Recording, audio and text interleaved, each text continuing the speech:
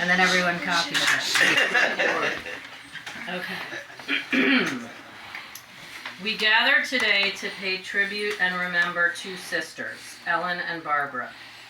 In thinking about what to say, my mind goes in many directions. How do you remember a person? Do you talk about their life? Do you talk about accomplishments? Do you relay facts, tidbits, stories? There are so many options. When you spend your life with someone, you can't possibly remember every detail. In thinking about Ellen and Barbara, a few common themes come to mind. The first is sense of humor. My mother made me laugh. We had a way of giving each other a glance and knowing what the other was thinking. We would both be thinking the same thing, which was inevitably something funny. My mother maintained her sense of humor far into her sickness, which you can attest to.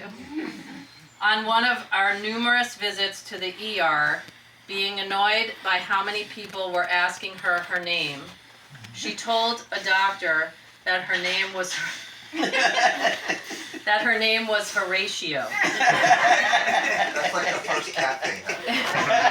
When we were kids. When the doctor asked if she knew where she was, she replied, Swag Hollow Trails.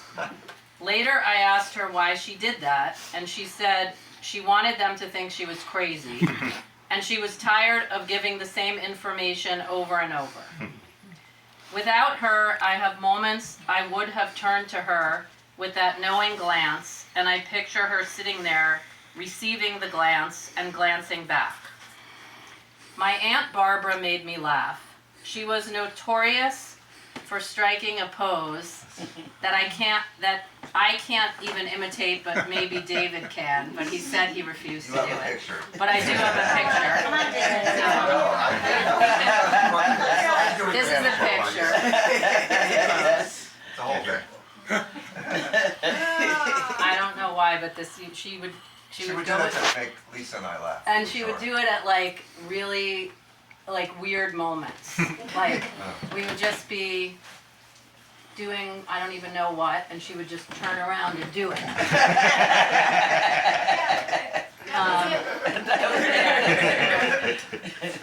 She was also notorious for finishing her meal and then looking around to see what everyone else had on their plate.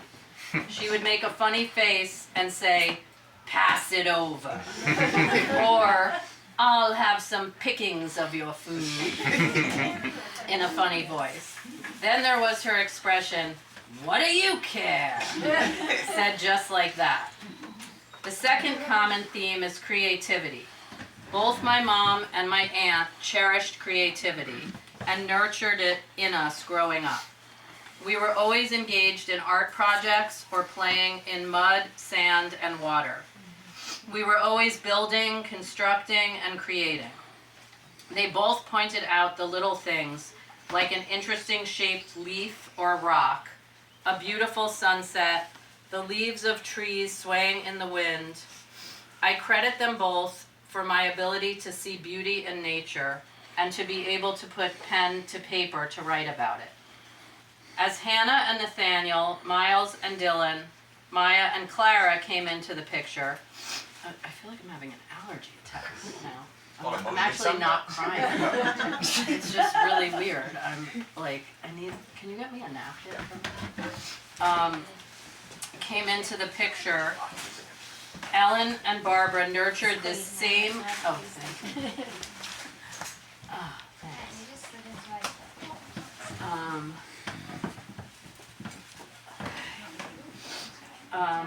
Nurtured this same love of and excitement for creatively expressing yourself in them. It's small wonder that all 6 of them are creative souls. The third theme is a love of animals. Both of our families had cats and dogs for as long as I can remember. There was also a snake, Bowie the boa constrictor. There were hamsters, frogs, fish, and chameleons. We were taught to love and appreciate all animals. Again, this appreciation was passed down to at least 4 of the 6 grandchildren. Yeah, we stopped at the animals. This is something. In fact, it is Hannah's life mission. The truth is, the more I think about it, the more themes I can come up with. For now, I'll suffice it to say that I was blessed with my mom and my aunt, blessed by their patience, laughter, creativity, and love, blessed by the endless hours they would spend listening to us, teaching us, helping us, and supporting us.